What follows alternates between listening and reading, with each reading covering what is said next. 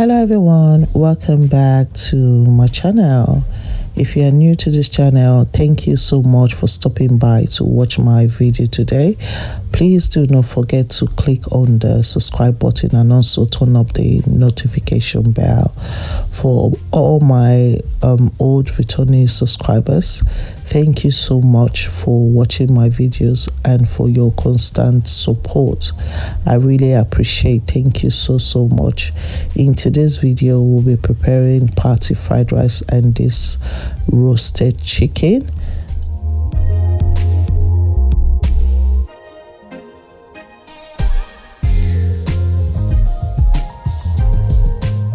First thing first, we have to chop all the vegetables. For this recipe, I'll be using some fresh carrots, green pepper, spring onion, some garlic, and I'll also be using frozen mixed veg. But I also like to add more carrots to my fried rice. I like the taste of the carrots to be more in my fried rice. That's why you see me chopping more carrots.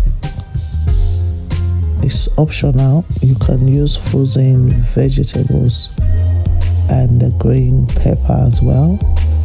But this is how I like my fried rice to be.